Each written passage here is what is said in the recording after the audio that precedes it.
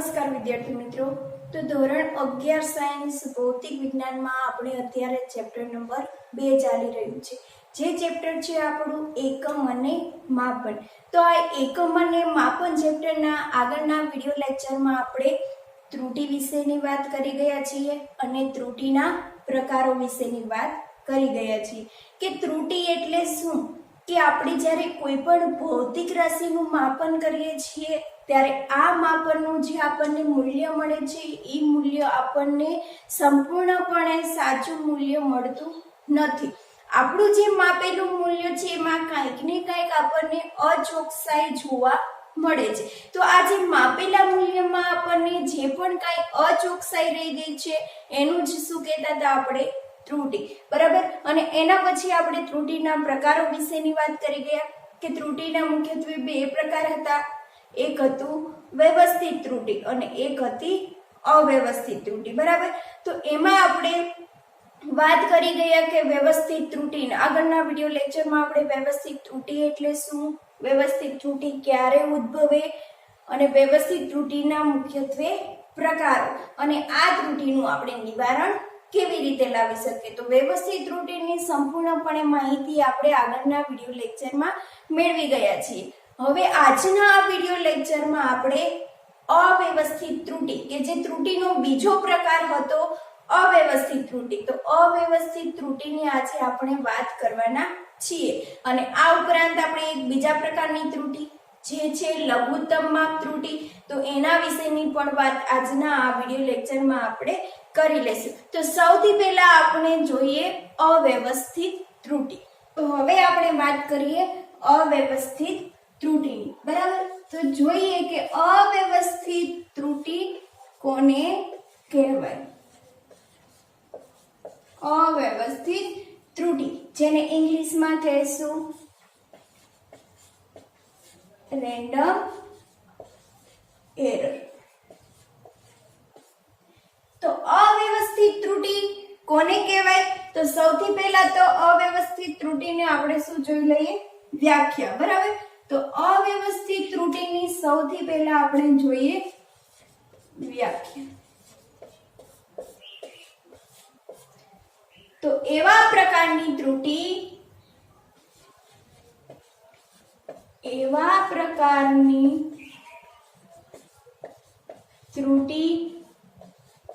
કે જેમાં ધન ત્રુટિ અને ઋણ ત્રુટિ બંને પ્રકારની ત્રુટિ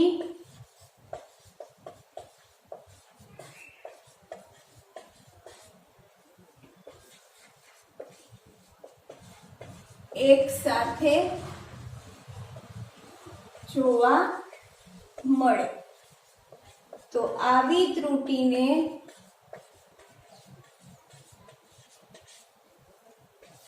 અવ્યવસ્થિત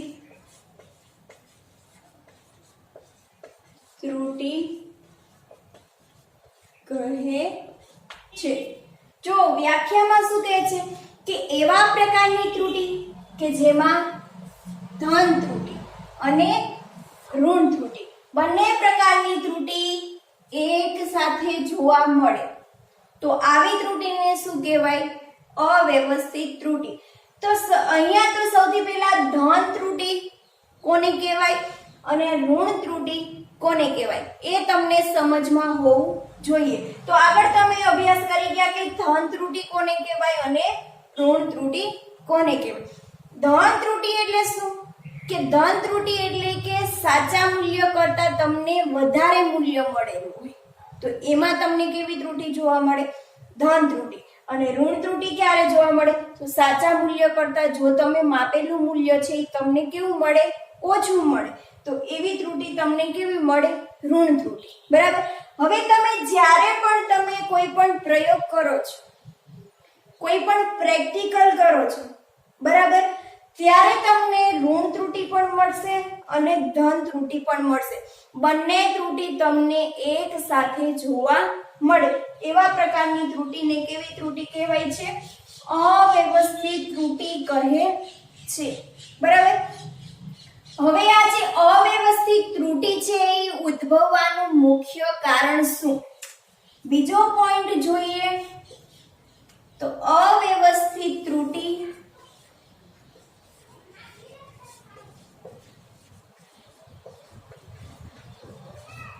ઉદ્ભવવાનું કારણ.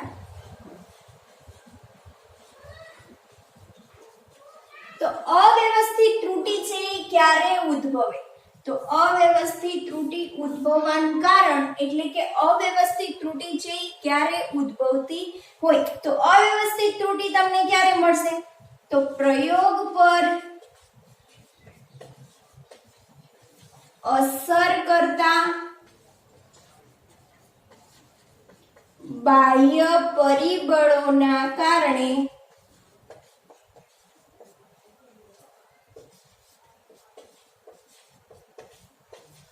અવ્યવસ્થિત ત્રુટી ઉદ્ભવે છે. તો એનું મુખ્ય કારણ શું છે? તો પ્રયોગ પર અસર કરતા બાહ્ય પરિબળો. હવે પ્રયોગ પર અસર કરતા બાહ્ય પરિબળો એટલે શું? તો આપણે કોઈ પણ એક ઉદાહરણ દ્વારા સમજીએ કે તમે જ્યારે કોઈ પણ પ્રયોગ કરતા હોઈએ છો તો આ પ્રયોગ જ્યારે તમે કરી રહ્યા છો તો પ્રયોગ ઉપર બાહ્ય પરિબળો છે કેવી રીતે અસર કરતા હશે અને આ બાહ્ય પરિબળોના કારણે એમાં ધન ત્રુટી અને ઋણ ત્રુટી છે એ કેવી રીતે ઉદ્ભવતી હશે. બરાબર. તો આપણે ઉદાહરણ દ્વારા સમજીએ. તો અહીંયા સૌથી પહેલા તો આપણે ઉદાહરણ લઈશું.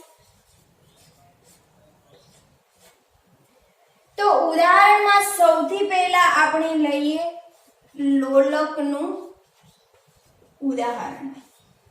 બરાબર. હવે લોલકનું ઉદાહરણ એટલે શું કે લોલકનું તમે જ્યારે પ્રેક્ટિકલ કરતા હોય છો ત્યારે એમાં શું થતું હોય છે કે લોલકના પ્રેક્ટિકલમાં શું હોય છે કે લોલક તમને જે આપેલું હોય છે પેન્ડ્યુલમનો પ્રેક્ટિકલ હોય છે એમાં તમારે લોલક છે એ શું કરતું હોય છે? દોલન કરતું હોય છે. કે આવી રીતે તમને શું આપેલું હોય છે?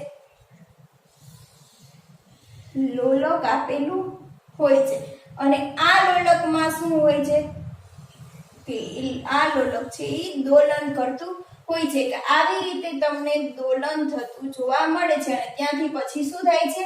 પાછું આવતું હોય છે. તો આ જે લોલકનો તમે પ્રેક્ટિકલ કરી રહ્યા છો બરાબર. તો આ લોલકના પ્રેક્ટિકલમાં તમારે શું કરવાનું છે?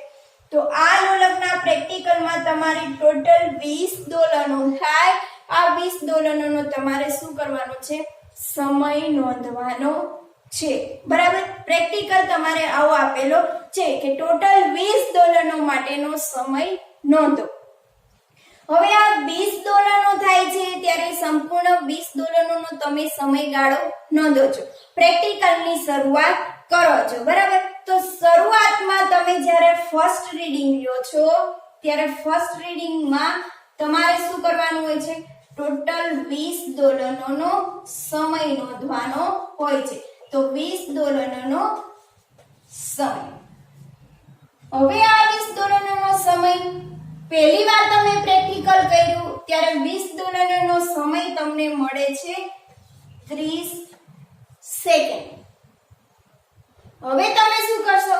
ફરીવાર એનો જ પ્રેક્ટિકલ કરશો. તો ફરીવાર જ્યારે તમે 20 દોલનો લ્યો છો ને ત્યારે આ 20 દોલનોનો સમય તમને મળશે 29 સેકન્ડ. જ્યારે થર્ડ ટાઈમ તમે પ્રેક્ટિકલ કરશો, ત્રીજી વાર પ્રેક્ટિકલ કરશો ત્યારે મળે છે માની લો કે 31 સેકન્ડ. આવા તમે ઘણા બધા અવલોકનો લ્યો છો અને દરેક અવલોકન વખતે તમને શું મળે છે? રીડિંગ અલગ અલગ જોવા મળે છે કે તમને એક સરખું રીડિંગ મળતું નથી. ફર્સ્ટ ટાઈમ તમને 30 સેકન્ડ મળ્યું છે તો સેકન્ડ ટાઈમ તમને શા માટે 29 સેકન્ડ મળ્યું? થર્ડ ટાઈમ કેમ 31 સેકન્ડ જ મળ્યું? કારણ કે પ્રેક્ટિકલ કરો છો ત્યારે પ્રેક્ટિકલ ઉપર શું થાય છે? બાહ્ય પરિબળોની અસર થાય છે.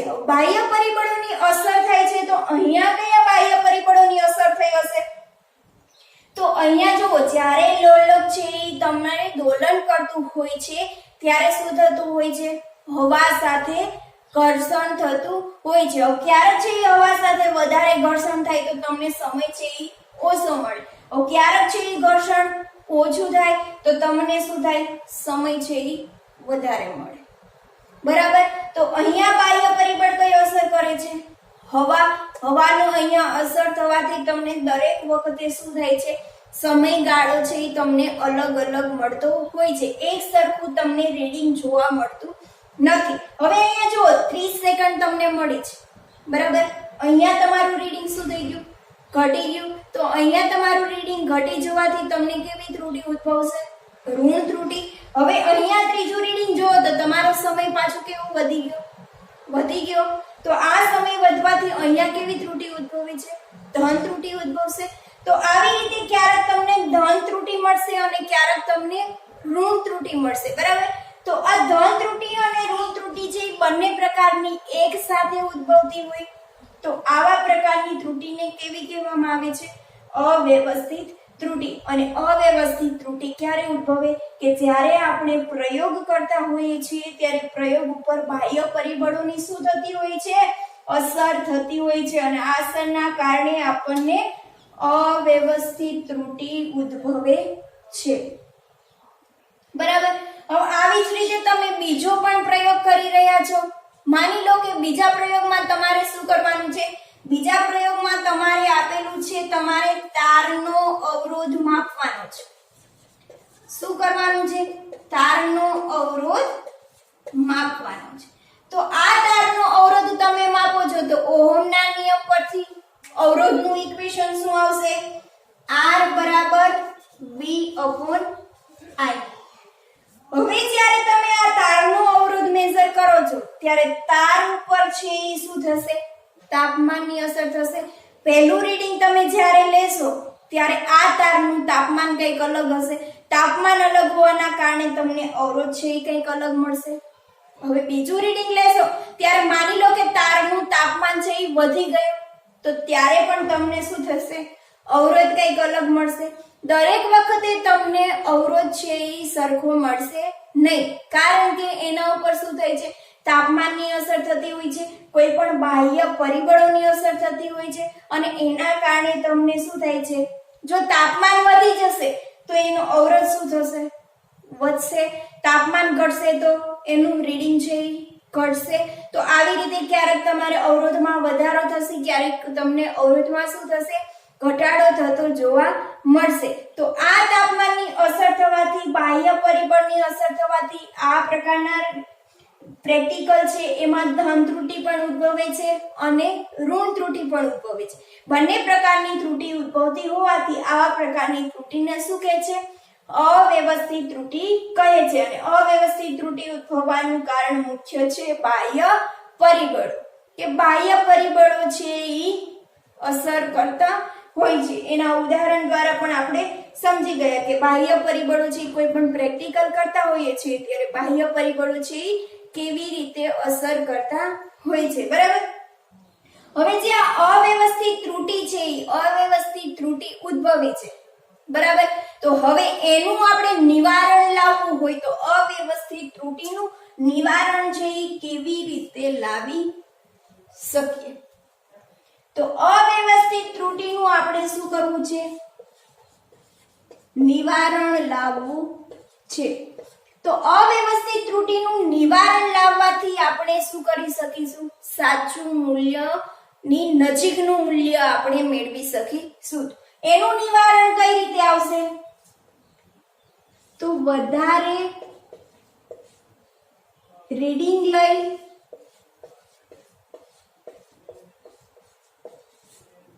આ રીડિંગનો સરેરાશ લેવાથી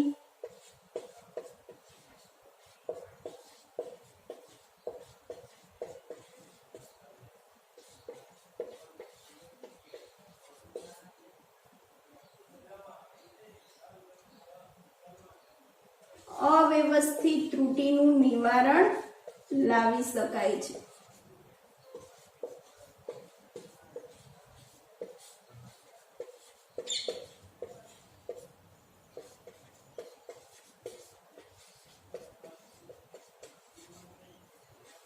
કે તમે જે કોઈ પણ પ્રેક્ટિકલ કરો છો એ દરેક પ્રેક્ટિકલમાં તમને શું મળે છે, ઘણા બધા તમારે રીડિંગ લેવા પડશે અને ઘણા બધા અવલોકનો લઈ પછી આ અવલોકનોનો તમે સરેરાશ લેશો તો આ જે તમને ત્રુટિ મળે છે એ ત્રુટિ તમને કેવી મળશે, ઓછી જોવા મળશે અને એનું તમે શું કરશો, નિવારણ લાવી શકશો. અથવા તો એનું નિવારણમાં બીજું પણ લખી શકો, અસંખ્ય અવલોકનોનો સરેરાશ લેવાથી એનું નિવારણ આવી શકે છે કે અવ્યવસ્થિત ત્રુટિ છે એ આપણે ઉકેલી શકીએ છીએ.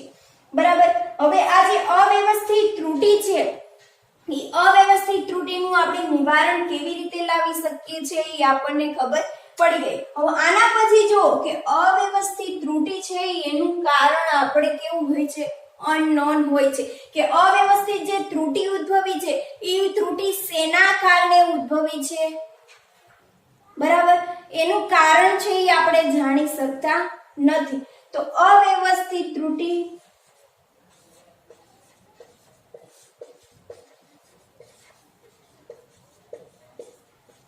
ઉદ્ભવવાનું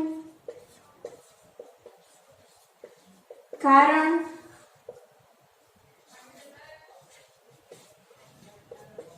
જાણી શકતા નથી. બરાબર. હવે એ ખબર છે કે બાહ્ય પરિબળોના કારણે ઉદ્ભવે છે. હવે બાહ્ય પરિબળો કયા અસર કર્યા છે એનું આપણને ખબર પડતી નથી. તો અવ્યવસ્થિત ત્રુટિ ઉદ્ભવવાનું કારણ છે એ આપણે જાણી શકતા નથી. એનું કારણ કેવું હોય છે, અનનોન કારણ જોવા મળે છે. તો અહીંયા અવ્યવસ્થિત ત્રુટિ કોને કહે છે, અવ્યવસ્થિત ત્રુટિ ઉદ્ભવવાનું કારણ ઉદાહરણ દ્વારા આપણે સમજી ગયા. એનું નિવારણ કેવી રીતે લાવી શકીએ છીએ અને એ ઉદ્ભવવાનું કારણ છે આપણે જાણી શકતા નથી. તો અવ્યવસ્થિત ત્રુટિની માહિતી તમને મળી ગઈ હશે. હવે આપણે વાત કરવાના છીએ લઘુત્તમ માપ ત્રુટિ. તો જોઈએ લઘુત્તમ માપ ત્રુટિ શું કહેવા માંગે છે કે કેવા પ્રકારની ત્રુટિ છે. તો જોઈએ લઘુત્તમ માપ ત્રુટિ. લઘુત્તમ માપ ત્રુટિને ઇંગ્લિશમાં શું કહેશું, લીસ્ટ કાઉન્ટ એરર.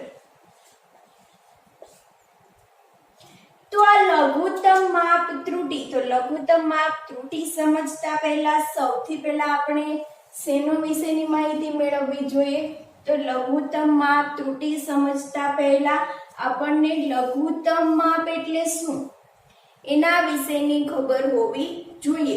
જો લઘુત્તમ માપની આપણને જાણ હશે, લઘુત્તમ માપ કોને કહેવાય એની જાણ હશે તો આપણે શું મેળવી શકીશું, લઘુત્તમ માપ ત્રુટિ કે લઘુત્તમ માપ ત્રુટિ કોને કહેવાય એના વિશેની સમજ આપણે મેળવી શકીશું. તો સૌથી પહેલા તો તમારે અહીંયા એ સમજવું જરૂરી છે કે લઘુત્તમ માપ એટલે શું.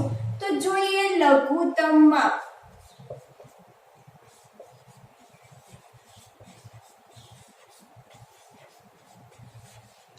લઘુત્તમ માપને ઇંગ્લિશમાં શું કહેશું, લીસ્ટ કાઉન્ટ.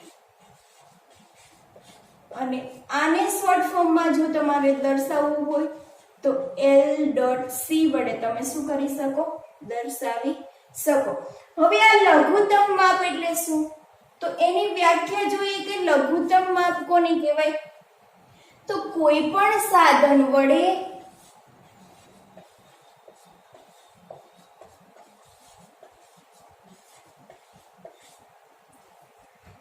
માપેલું ઓછામાં ઓછું મૂલ્ય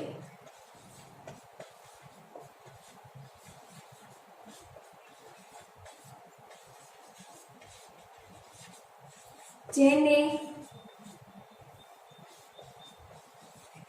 લઘુત્તમ માપ કહે છે.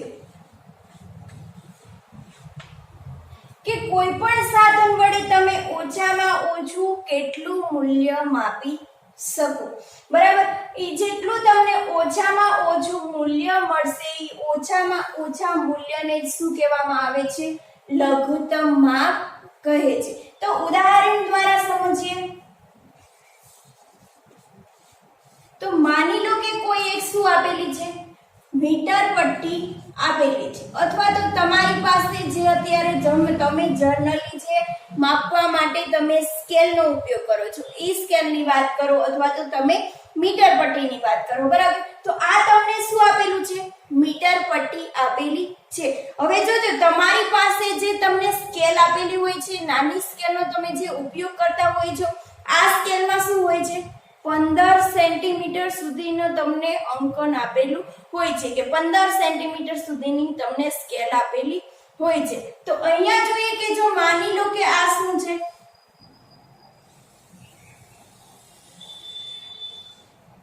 મીટર પટ્ટી છે, બરાબર. હવે આ મીટર પટ્ટીમાં તમને માપ આપેલું છે સેન્ટીમીટર. તો આ સેન્ટીમીટરમાં માપ કેવી રીતે આપેલું હોય? જો અહીંયા શું છે? 0, બરાબર. હવે આ 0 પછી તમારે સેન્ટીમીટરમાં એના ગ્રેજ્યુએશન દર્શાવવા છે, એના જે માર્ક કરેલા હોય દર્શાવવા હોય, તો એ સ્કેલમાં કેવી રીતે હોય? 1 2 3 4 5 6 7 8 9 અને 10. આવી રીતે તમને અંકન જોવા મળતું હોય. પાછા 10 આવે, 1 2 3 4 5 6 7 8 9 અને 10. 1 2 3 4 5 6 7 8 9 અને 10. આવી રીતે તમારે જે મીટર પટ્ટી આપેલી હોય એમાં તમને અંકન આપેલું હોય. અહીંયા શું આપેલું હોય? 0.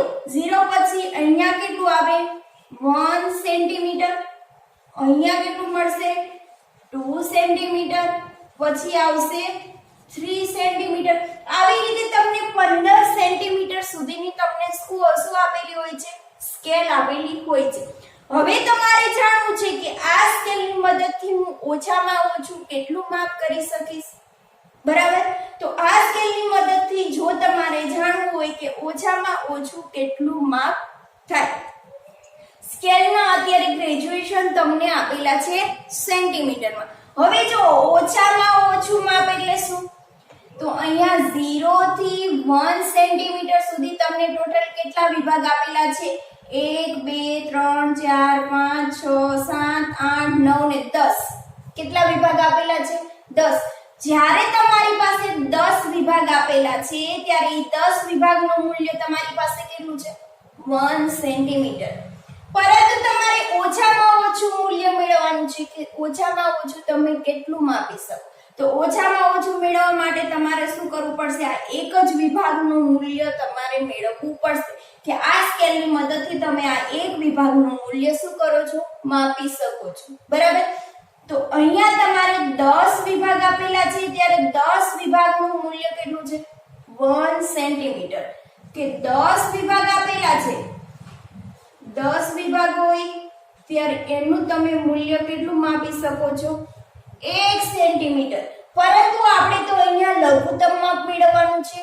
આ મીટર સ્કેલનું લઘુત્તમ માપ એટલે એક વિભાગનું મૂલ્ય. તો અહીંયા મારે એક વિભાગનું મૂલ્ય જોઈતું છે.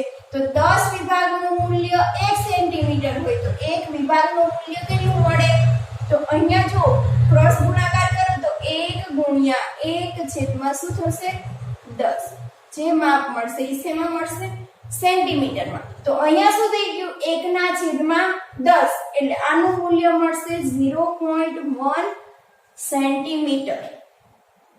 કે આ મીટર સ્કેલની મદદથી તમે ઓછામાં ઓછું કેટલું માપ માપી શકો છો? 0.1 સેન્ટીમીટર. હવે તમારે જો આ તમારે જોવા જવું હોય મિલીમીટરમાં માપ મેળવવું હોય તો મિલીમીટરમાં કેવી રીતે મળે? તો આપણે બધા જાણીએ છીએ કે 1 સેન્ટીમીટર બરાબર કેટલા થાય? 10 મિલીમીટર, બરાબર. તો 0.1 સેન્ટીમીટર કેટલા થાય? તો 0.1 ગુણ્યા 10 મિલીમીટર એટલે શું થશે? 1 મિલીમીટર. એટલે જે આ મીટર સ્કેલ આપેલી છે એ મીટર સ્કેલમાં જો સેન્ટીમીટરમાં તમે જોવા જશો તો એનું લઘુત્તમ માપ મળે છે તમને 0.1 સેન્ટીમીટર અને જો મિલીમીટરમાં જોવા જશો તો એનું માપ મળે છે 1 મિલીમીટર. હવે આ એક વિભાગનું મૂલ્ય 1 મિલીમીટર છે તો બીજાનું 2 મિલીમીટર થશે, 3 મિલીમીટર થશે. એવી જ રીતે ટોટલ 10 વિભાગ આપેલા છે તો અહીંયા 1 સેન્ટીમીટર બરાબર કેટલા થઈ જશે 10 મિલીમીટર. તો કોઈ પણ સાધન વડે તમે આવી રીતે ઓછામાં ઓછું લઘુત્તમ માપ મેળવી શકો છો. ઓછામાં ઓછું લઘુત્તમ માપ એટલે કે એ જે સ્કેલ આપેલી છે એ સ્કેલ ઉપર જે તમને વિભાગ આપેલા છે એમાં જે એક વિભાગ હોય એક વિભાગનું મૂલ્ય કેટલું થાય જેને શું કહેવાય તે સાધનનું લઘુત્તમ માપ. અત્યારે આપણી પાસે મીટર પટ્ટી છે તો મીટર પટ્ટીનું આપણને એલસી મળે છે 0.1 સેન્ટીમીટર અથવા તો 1 મિલીમીટર. તો હવે લઘુત્તમ માપ વિશેની ખબર પડી ગઈ હશે કે જે તમારી પાસે સાધન છે એના દ્વારા તમે ઓછામાં ઓછું કેટલું માપ માપી શકો છો એને શું કહેવાય તે જ સાધનનું લઘુત્તમ માપ. હવે એના પછી અત્યારે મીટર પટ્ટીની વાત કરી, બીજી વાત કરીએ વર્નિયર કેલિપર્સની. તો વર્નિયર કેલિપર્સમાં શું હોય કે વર્નિયર કેલિપર્સમાં પણ આવી મીટર પટ્ટી જેવી જ તમને ઉપર શું આપેલી હોય સ્કેલ આપેલી હોય જેને શું કહેવામાં આવે વર્નિયર સ્કેલ. તો આ વર્નિયર કેલિપર્સમાં પણ તમને શું આપેલી હોય વર્નિયર સ્કેલ આપેલી હોય અને આ વર્નિયર સ્કેલની ઉપર આવી જ રીતે શું કરેલા હોય ગ્રેજ્યુએશન દર્શાવેલા હોય એના ઉપર આવી રીતે તમને માર્ક કરેલા જોવા મળે. તો હવે આ જે મીટર પટ્ટી વર્નિયર કેલિપર્સ આપેલું છે એની વર્નિયર સ્કેલ છે એ વર્નિયર સ્કેલનું સૌથી નાનામાં નાના વિભાગનું મૂલ્ય જેને શું કહેશું લઘુત્તમ માપ. તો આ વર્નિયર કેલિપર્સનું તમને લઘુત્તમ માપ મળશે મિલીમીટરમાં જોવા જઈએ તો 0.1 મિલીમીટર અને સેન્ટીમીટરમાં જોવા જઈએ તો 0.1 સેન્ટીમીટર. બરાબર. એના પછી બીજી વાત કરીએ સ્ક્રૂ ગેજની. તો સ્ક્રૂ ગેજનું લઘુત્તમ માપ કેટલું છે મિલીમીટરમાં જોવા જઈએ તો 0.1 મિલીમીટર અને સેન્ટીમીટરમાં જોવા જઈએ તો 0.001 સેન્ટીમીટર. તો કોઈ પણ સાધન છે એની પાસે શું હોય લઘુત્તમ માપ જોવા મળે. આ વર્નિયર કેલિપર્સ છે અને સ્ક્રૂ ગેજ છે આ બંનેનો તમારે 11 સાયન્સમાં પહેલો જ પ્રેક્ટિકલ આપેલો છે અને આ વર્નિયર કેલિપર્સનો પણ આપણે ઉપયોગ કરવાનો છે અને સ્ક્રૂ ગેજનો પણ આપણે ઉપયોગ કરવાનો છે અને એના દ્વારા આપણે શું કરવાનું છે પ્રેક્ટિકલ પરફોર્મ કરવાનો છે. જ્યારે પ્રેક્ટિકલ ફિઝિક્સ લેબમાં તમે વર્નિયર કેલિપર્સ અને સ્ક્રૂ ગેજ બંને યુઝ કરશો ત્યારે તમને વધારે એની માહિતી મળશે કે વર્નિયર કેલિપર્સનું લઘુત્તમ માપ આપણને કઈ રીતે મળે છે અને સ્ક્રૂ ગેજનું લઘુત્તમ માપ આપણને કઈ રીતે મળે છે. બરાબર. તો હવે આ બધી વાત થઈ લઘુત્તમ માપની. લઘુત્તમ માપ એટલે શું કોઈ પણ સાધન વડે માપેલું ઓછામાં ઓછું મૂલ્ય જેને શું કહેવામાં આવે છે લઘુત્તમ માપ. તો હવે અહીંયા લઘુત્તમ માપ વિશેની ખબર પડી ગઈ તો હવે આપણે જોઈએ લઘુત્તમ માપ ત્રુટિ. બરાબર કે લઘુત્તમ માપ ત્રુટિ કોને કહેવાય. તો અહીંયા જોઈએ લઘુત્તમ માપ ત્રુટિની વ્યાખ્યા.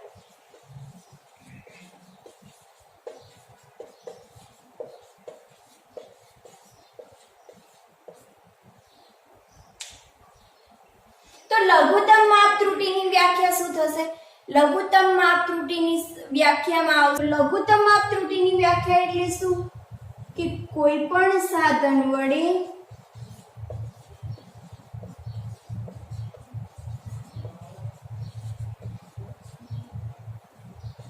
સંકળાયેલ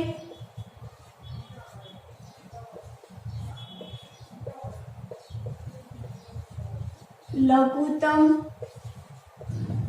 માપ દ્વારા ઉદ્ભવતી ત્રુટિ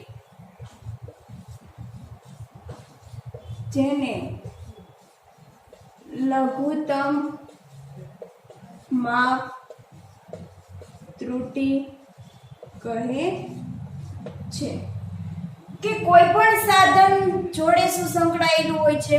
લઘુત્તમ માપ સંકળાયેલું હોય છે. અને આ લઘુત્તમ માપ દ્વારા જે ત્રુટિ ઉદ્ભવે એને શું કહેવાય?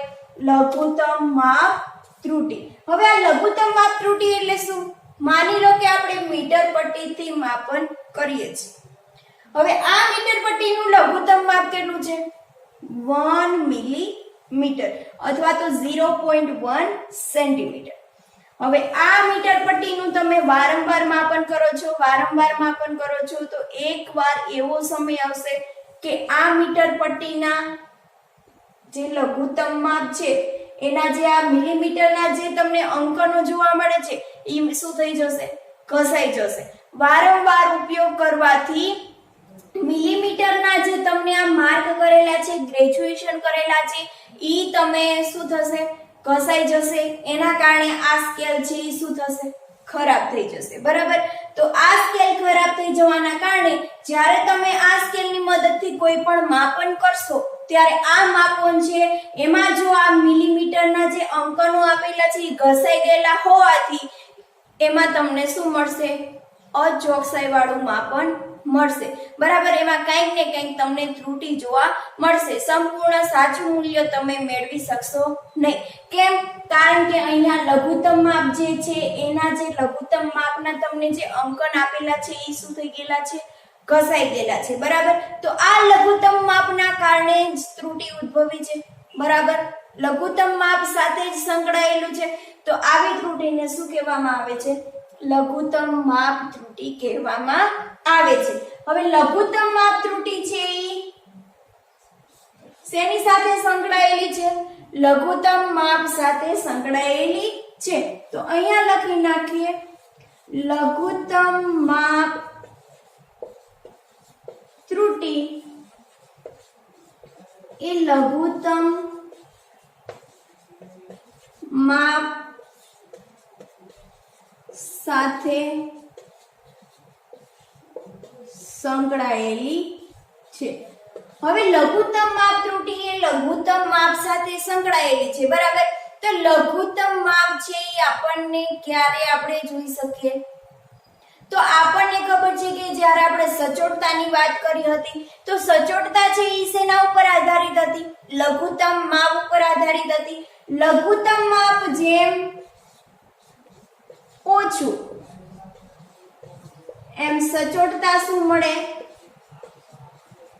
વધારે મળે.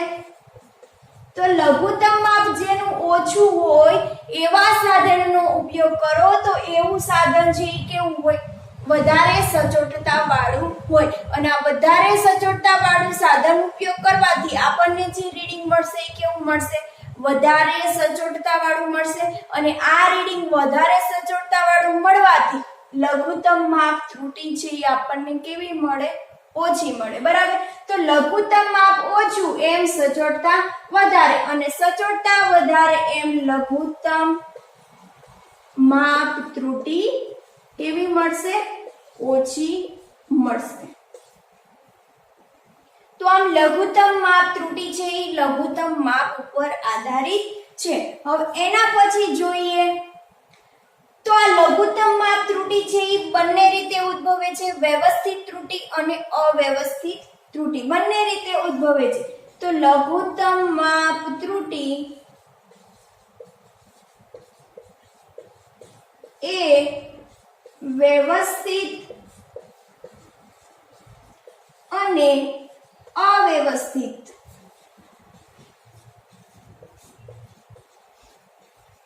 બંને રીતે ઉદ્ભવે છે.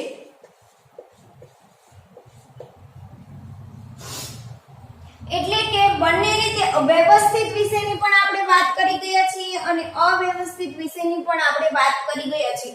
વ્યવસ્થિત એટલે શું?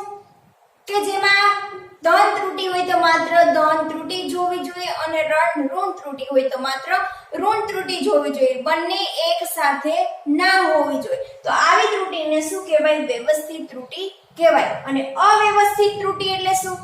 કે અવ્યવસ્થિત ત્રુટિ એટલે કે જેમાં ધન ત્રુટિ અને ઋણ ત્રુટિ બંને એક સાથે ઉદ્ભવે જેને શું કહેવાય?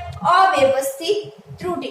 તો તો અહીંયા જો લઘુત્તમ માપ ત્રુટીમાં કેવું થતું હોય કે કોઈ પણ તમે માપન કરી રહ્યા છો એમાં લઘુત્તમ માપ ત્રુટી તમને જોવા મળતી હોય તો ક્યારેક ઘણીવાર એવું થતું હોય કે માત્ર તમને ધન ત્રુટી જ મળે, ક્યારેક એવું થતું હોય કે માત્ર ઋણ જ ત્રુટી મળે અને ક્યારેક ઋણ ત્રુટી અને ધન ત્રુટી બંને એક સાથે પણ મળતી જોવા મળે. તો આ જે લઘુત્તમ માપ ત્રુટી છે એ વ્યવસ્થિત અને અવ્યવસ્થિત બંને રીતે ઉદ્ભવે છે.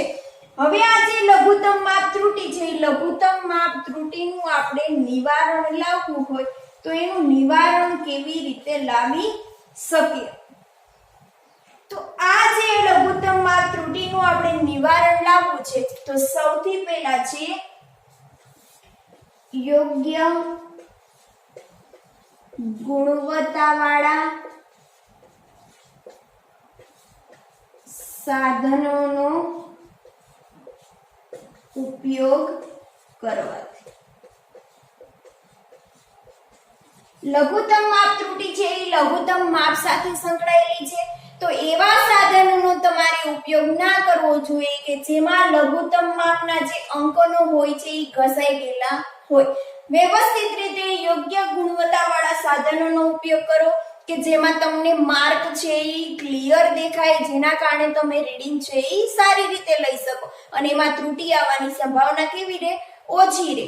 માટે યોગ્ય ગુણવત્તાવાળા સાધનોનો ઉપયોગ કરવાથી તમે લઘુત્તમ માપ ત્રુટીનું નિવારણ લાવી શકો છો.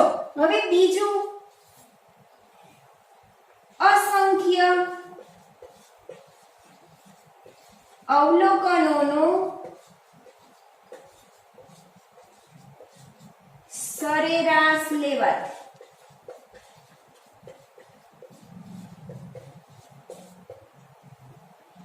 કે તમે જે લઘુત્તમ માપ ત્રુટી વડે તમે રીડિંગ લઈ રહ્યા છો, બરાબર, લઘુત્તમ માપ જે સ્કેલનું હોય છે એના દ્વારા તમે રીડિંગ લઈ રહેલા છો તો આ જે તમે રીડિંગ લ્યો છો એમાં તમારે કેવા અવલોકનો લેવા પડશે? અસંખ્ય અવલોકનો લેવા પડશે અને અસંખ્ય અવલોકનો લઈ એનો સરેરાશ લેવાથી તમે શું કરશો? લઘુત્તમ માપ ત્રુટીનું તમે નિવારણ લાવી શકશો. જેમ જેમ તમે વધારે રીડિંગ લેશો એમ એમ તમને ત્રુટી કેવી જોવા મળશે? ઓછી જોવા મળશે. માટે આ ત્રુટીનું નિવારણ કરવા માટે તમે અસંખ્ય અવલોકનોનો સરેરાશ લઈને પણ આ ત્રુટીનું તમે શું કરી શકો છો? નિવારણ લાવી શકો છો. તો અહીંયા લઘુત્તમ માપ ત્રુટી તમને સમજાઈ ગઈ હશે. લઘુત્તમ માપ ત્રુટીમાં સૌથી પહેલા લઘુત્તમ માપ શું એની વ્યાખ્યા સમજમાં હોવી જોઈએ. લઘુત્તમ માપ આપણે કેવી રીતે મેળવી શકીએ? બરાબર, કોઈ પણ સાધન તમને આપેલું હોય અને તમને એવું કીધું હોય કે આ સાધનનું લઘુત્તમ માપ કેટલું, તો તમને સમજમાં હોવું જોઈએ કે લઘુત્તમ માપ એટલે સૌથી નાનામાં નાનું મૂલ્ય, ઓછામાં ઓછું મૂલ્ય, જેને શું કહેવામાં આવે છે? લઘુત્તમ માપ. હવે આ લઘુત્તમ માપ તમને સમજમાં આવી ગયું હશે તો લઘુત્તમ માપ ત્રુટી એટલે કે લઘુત્તમ માપ ત્રુટી છે એ લઘુત્તમ માપ સાથે સંકળાયેલી છે અને આ લઘુત્તમ માપમાં જો પણ કઈ તમને ઘસાઈ ગયેલો પાર્ટ હોય કે એવું જોવા મળે તો એના કારણે જે તમને ત્રુટી મળે છે, ખોટું રીડિંગ મળે છે અથવા તો સાચા મૂલ્યની નજીક તમને એનું મૂલ્ય મળતું નથી તો એને શું કહેવાય? લઘુત્તમ માપ ત્રુટી કહેવાય. અને લઘુત્તમ માપ ત્રુટી છે એ વ્યવસ્થિત અને અવ્યવસ્થિત બંને રીતે ઉદ્ભવે છે અને એનું આપણે નિવારણ લાવવું હોય તો કઈ રીતે લાવી શકીએ? તો આ સંપૂર્ણ વાત થઈ લઘુત્તમ માપ ત્રુટી, બરાબર.